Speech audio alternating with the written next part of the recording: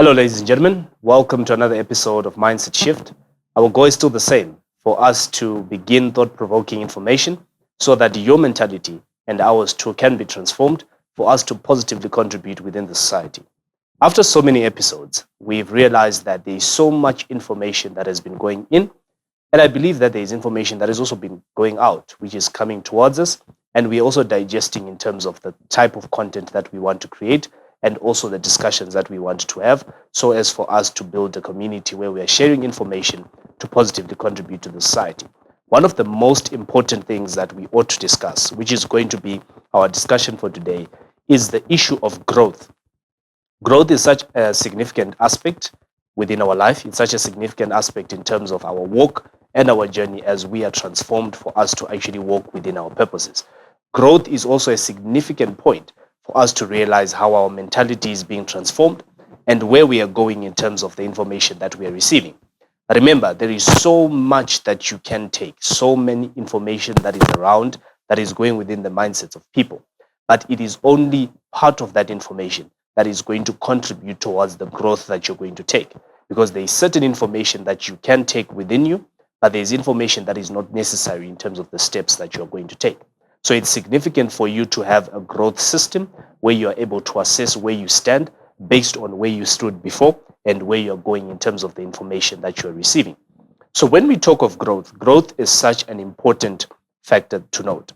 But one of the most significant things that we ought to note at the beginning of growth is for us to realize that growth is not automatic. There are steps that ought to be taken for an individual to be said that they are growing.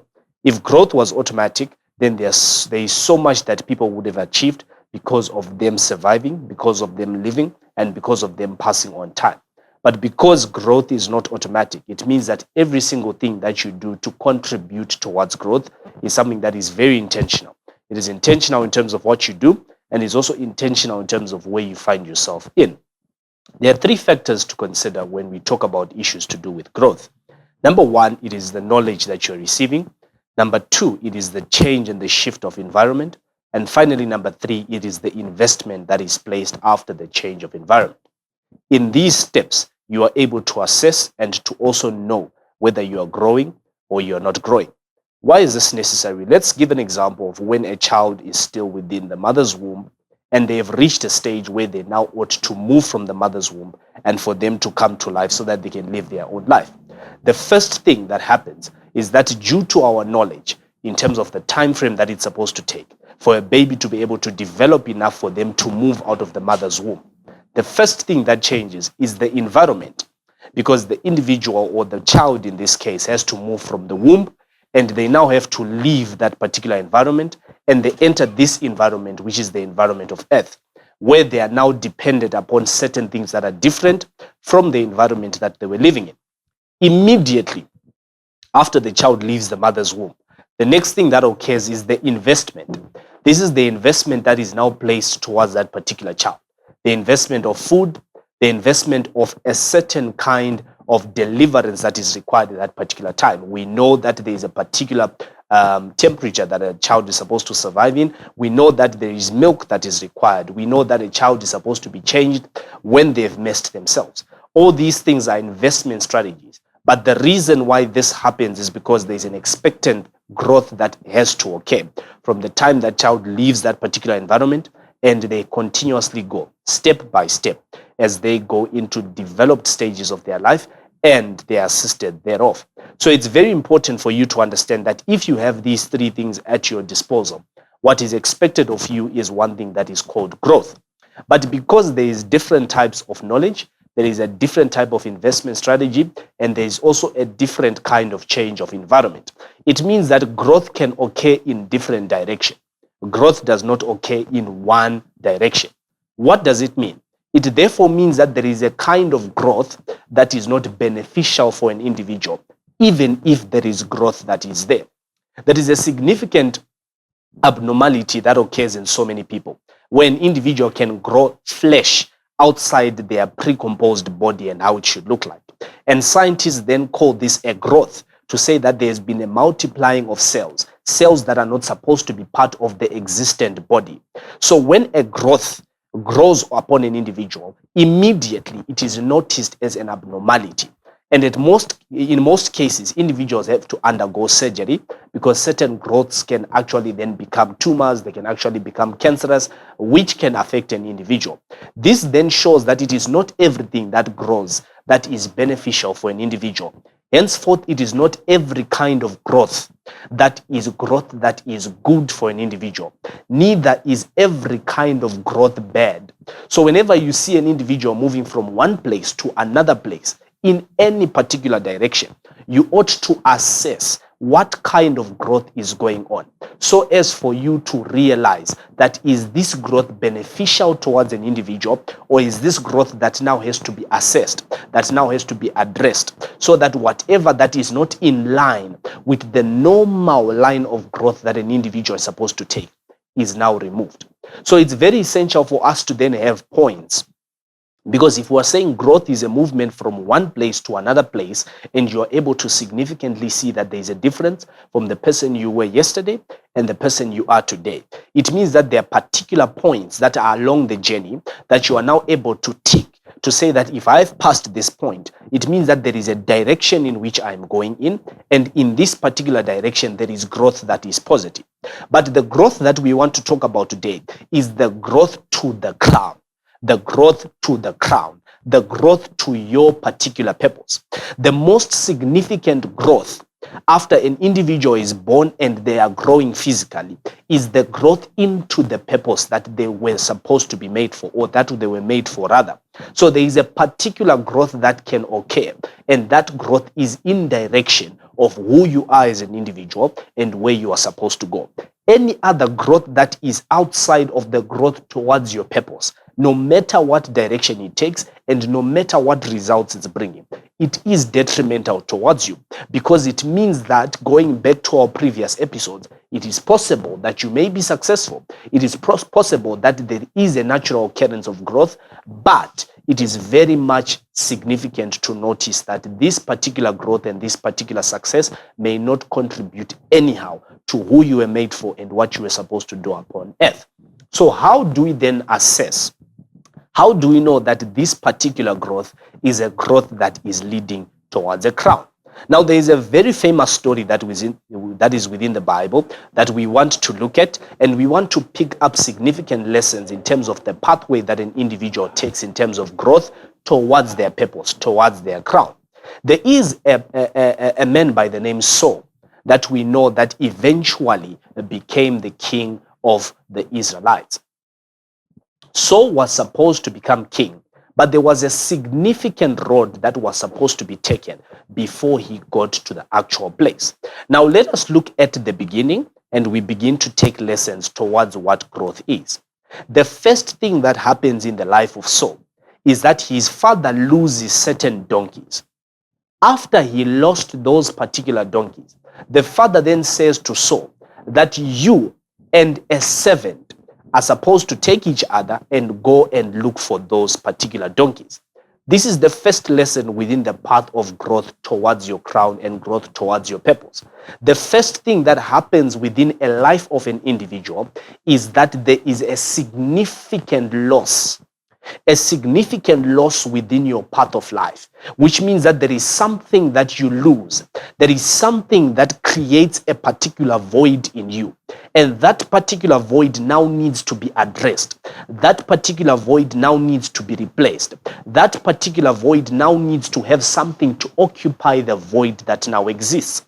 So you will understand that naturally as human beings, if you lose a coin, what you are going to do when you lose that particular coin is you're going to begin to look for the coin, because we are naturally attested to the fact that when something has been lost, that we go on to try and find it back. So the first thing that happens when there was a loss within the house of the father of Saul is that they embarked on a journey to look for that which was lost. And in this particular case, they were looking for donkeys. So you may be in a season where you've lost something. You may be in a season where there is now a void that has been created in you. It is natural for the next appetite to arise in you, for you to want to go and replace that which has been lost. So what happens when they embark on a journey for them to look for that which has been lost? The first land that they passed when they were going within this journey in the book of 1 Samuel chapter number 9 is that they passed the land called the land of Ephraim. So what is the land of Ephraim? We ought to assess this particular land. This is a land of productivity. This is a land where everyone around you seems to be making it in life. Everyone around you seems to be having their prayers answered. Everyone around you seems to be getting a job. Everyone around you seems to be getting those marks. Everyone around you seems to be getting married. So this is the land of productivity. The first land you will pass after you've gone through a season of loss is the land of Ephraim. This is a land where every single individual that is around you seems to be getting productive besides you, because you still have not found your donkeys. You still have not found that which you lost. But Ephraim is a significant land that you ought to pass, because in this particular land, you are supposed to build a particular stature. But this particular stature is supposed to be a stature where you are okay with other individuals around you succeeding whilst you are still in the season of looking to replace the void that you have. So you need to understand that when you pass into this particular season, there are so many things that you are learning in terms of character building, that there are times where things do not go your way, but it can go in other people's ways. So you are able to celebrate and appreciate that things are going well for others, but you still appreciate the fact that you are on a journey and there's a particular place that you are going to. So whilst you are in the land of Ephraim, do not be swayed, do not be moved, do not try to want to change a formula and try to adapt to what the people in Ephraim are doing, lest you forget the path that you are currently walking in. The second land that he passes with the 7 that he was moving on was the land of Shalisha. Now, Shalisha is a land that was known to have a lot of valleys and to have a lot of hills, meaning to say that there are ups and downs, there are ups and downs, there are ups and downs. It means that after you pass the land of Ephraim, after you pass the land where everyone seems to be productive, the next land that you are going to pass is a land of ups and downs, where it seems like today you are motivated, today you want to work hard, today you can do it, today you can study hard, today you can pray, today you can come up with business ideas, but tomorrow it seems like it is gone. But tomorrow it seems like there is no motivation. But tomorrow it seems like you were once up, but now you are down. In that particular season, you ought not to be dismayed, because it is along the journey of where you are going. There is somewhere that you are going, but you ought to continue moving. So you will find such instances. These instances occur in business. These instances occur in education. These instances occur even in marriage. These instances occur in every single path that you can go through. But this is the path of growth. You ought to keep going. You ought to keep moving forward. So you will face ups and downs. You will face ups and downs. This is another checkpoint that you should tick in your path of growth. Know that there is a time that will come, there is a time that will pass where there are ups and downs, where there are significant times where you will get, but there will be times where you will not get. This is the land of Shalisha. The third land that you pass after that is called Shalim. So what is this land known for? This is a land known for wholeness. This is a land known for wholeness. This land will be very close to the next land, which is the land of the Benjamites. I'm going to combine these two because they speak of something that is significant within your path of growth.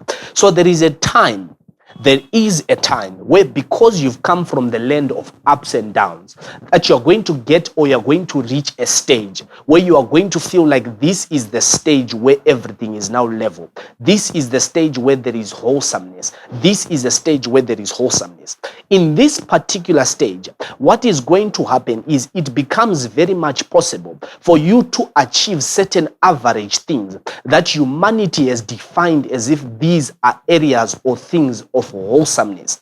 And the problem with this is you are going to peg yourself with mediocrity. Remember, Everything that is far from your purpose and that is far from your destiny is mediocrity. No matter what the world has said about it, and no matter how the world has defined this. What does this look like? This looks like you maybe completing your ordinary level. This looks like maybe you completing your advanced level. This looks like maybe you getting a degree. These are things that the world has pegged to say that these are things that qualify, that these are things that say an individual has reached them. But we've seen for so many years that we have individuals that have ticked the boxes of pegging, that have ticked the boxes that humanity has set as a standard, but still they find themselves living mediocre lives. This is because in the land of wholesomeness, you can find yourself feeling whole, yet you are mediocre. Now, this land happens because when you are in the land of Benjamites, this is when they passed. I told you of how we want to link these two lands. When Saul passed the land of Benjamites, this was the land where he was known. This was the land where he found his people. So because he found his people and he just passed the land of wholeness, it means that these two lands are going to create what we call comfort. Because you realize that even people in your circle have ticked similar pages, that even people in your circle are walking similar paths. So it's easy for you to then peg yourself to say that since you've reached this point that you have arrived. But remember, the journey is not yet over. There is a place that you are going to. There is something that you ought to achieve. There is something that ought to be called about you specifically that is different from everyone else around you. So in this particular land, you need to be careful because you may settle for less. You may remain in an environment of mediocrity. You may look around and see that that's what everybody is doing. This is where everybody is. This is what everyone else achieved at this age, and you peg yourself and you stop there. So it is important for you to realize that this is growth. You need to continuously go. What pegs your growth is lack of hunger. Remember, as an individual gets older, one of the things they lose is appetite. One of the things they lose is hunger. That is why when that stage gets to where it is, the next thing we now expect is death, because growth has been pegged. So in the life of achieving your purpose, you can peg your own growth by your lack of hunger. And usually this will come whilst you're in the land of Shalim or you're in the land of the Benjamites. But you do not stop there, because there is another land that is going to come afterwards, the land of Zuf. So this is the last place that they visited. In the land of Zuf, it is a particular time where the announcing of your purpose and your destiny is about to come. But what happens in this land is you can give up, because in this particular land, Saul says, let us now go back. Let us now go back to my father's house, lest my father now thinks or gets worried about us. You were on a journey to look for something. You were on a journey because you lost something, but you've reached a point where you are now looking back and you say, let us return. So at this particular time, you ought to be careful, because when you are close to your manifestation, when you are close to your announcing season, it is very easy for you to give up. You can look at men that were raised to their highest points. You will see that in their story, there is something about the land of Zuf that you will look back. There is something about the land of Zuf that you may want to give up. We see this even in the life of Joseph, that there is a time where after Joseph had interpreted the dream of the two, the baker and the wine presser, that because they forgot about him for a very long time, in this particular time, he would have thought probably to himself that these men forgot me, that these men have forgotten what I've done, and I am nothing but I will remain a man of this prison. So this can happen. But in the land of Zuf, do not forget the servant. Because when Saul speaks and says, let us go back to our father's house, the servant, someone that was considered to be menial, someone that was considered to be of no purpose, says unto Saul, this very land there is a man who is of God that can help us to look for that which was lost. So this servant, instead of engaging with what Saul was now saying, He now said that in this land, let us now go and look for help. Let us now go and seek for revelation for men that know about things that are lost, for men that have been there, for men that have made it, for men and women that have already walked this path and can tell us where we can find what we are looking for. Do not underestimate these people.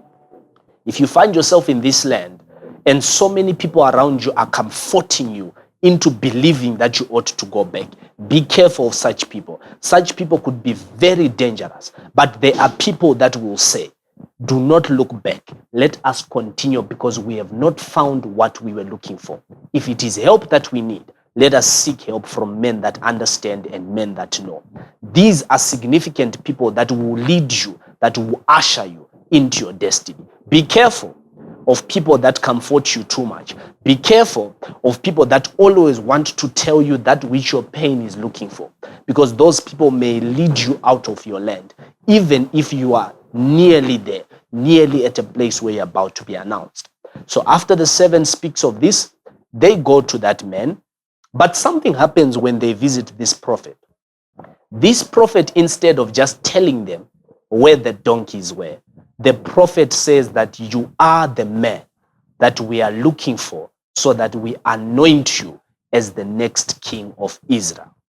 So Saul embarked on a journey thinking that what he was looking for were the lost donkeys. But this journey was actually a journey he was embarking to find his crown, to find his crown. This is when a parable of the woman who lost her coin says, as she was searching for the small thing that she has lost, she actually found that there was greater treasure that she had forgotten about that was there. So this significantly happens that when you find your crown when you are looking for other things you have lost, but you have begun to grow. You have begun to grow. It is a growth season. An individual ought to grow into their crown. But something happens. There is a direction that is very significant that the prophet gives unto Saul, even after he has walked in this path of growth. The final position that the prophet then says to him is that you should go, and there is a time where you shall meet men prophesying. And the Bible goes on to tell us that, and God shall make you a new being. Because remember, when you were passing through Ephraim, there are people that probably laughed at you. When you were passing through Shadisha, your ups and downs probably made you do certain things that are not right. So you may have picked up certain things that are not right. You may have picked up certain personalities. You may have picked up certain limitations. You may have picked up certain mentalities that are not right. So there is a renewal that is required. So when an individual is within a growth phase, when an individual is growing, you need to understand that you will pick up certain things that may change you. So there is a renewal that is required before you reach the crown. Before you get to the top, assess yourself. In your growth season, in your times of trials and tribulations, what are some of the things that you picked up that ought to be addressed? Because if you do not address these things, then the crown will find you a different person. Remember, the crown is looking for an individual that has grown, not this version of you. The crown is looking for a version of you that is polished, for a version of you that is grown, for a version of you that has changed mentality. So any single thing that you may have picked up along the way, even of growth, that is negative and that is wrong, it has to be addressed. Eventually, the Bible goes on to tell us that he was eventually then anointed as king, and he was appointed into his seat. So you need to realize that you grow into your crown. It is not automatic. You will go through certain things. You will face certain things. Closing this episode up, we want to give a significant example of what the eagle does. The eagle, when the eagle is making the nest for the eaglets that are to come, the first thing the eagle places down are thorns. These thorns are placed underneath. Then on top of the thorns, the eagle now begins to place the branches, the twigs, the grass that make up the nest. When the eaglet hatches, because their weight is still not that significant, because they are still young, their weight will be carried by the twigs, the branches, and the grass, and the thorns are still hidden underneath. But as the eagles continue to feed that eaglet, as they continue to feed that eaglet, as they continue to feed that eaglet, the eaglet begins to change weight. The eaglet begins to grow. The eaglet begins to become heavy. As they become heavy, the grass and the twigs and the branches are no longer able to sustain the weight. So these thorns now, because the weight keeps pulling down, the thorns now begin to go through the grass. And what those thorns do is they begin to prick that eaglet. When the eaglet is being pricked, they become uncomfortable in what used to be a comfortable position. So now they want to leave the nest. And when they leave the nest and they begin to fly, the day they realize that food is no longer coming from the parents and from the other eagles, they now look for their own, and they now begin to change another lifestyle that they take.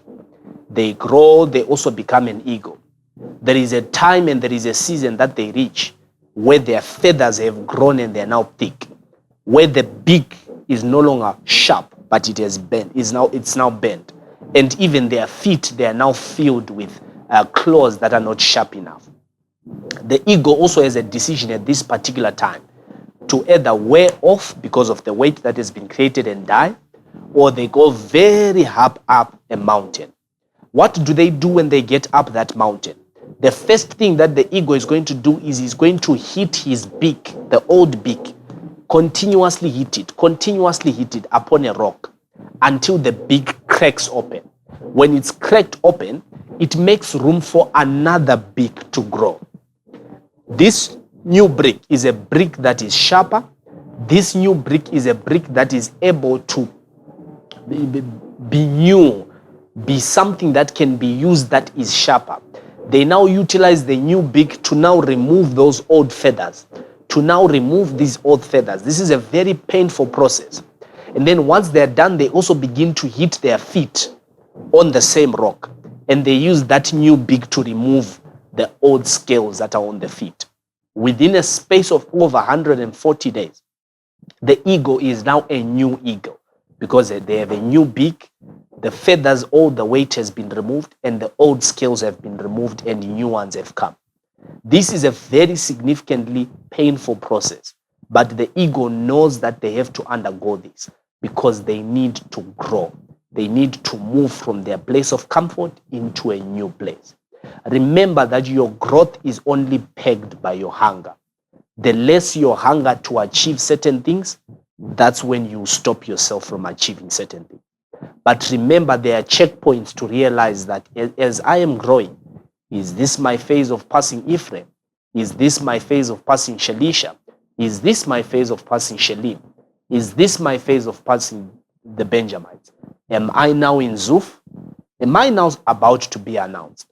Do not forget this as you continuously thirst and hunger for more. Do not settle for less. Do not settle for less. Look back, see where you were. Find yourself with where you are now. Celebrate that you grew from where you were yesterday, but know that there is a tomorrow, because people will never clap twice for the same thing. If people clap for you today, tomorrow they're expecting something else. They're expecting something different. They are expecting growth. Thank you so much for joining us again for this wonderful episode. Like and comment. Tell us what you think about the information that is being shared. We love to hear from you because no man is an epitome of knowledge. No man knows everything. But what you know and what I know can create knowledge that can be helpful to make you and I better people to contribute towards society. Thank you so much for joining us. Until we meet again in the next episode. Goodbye.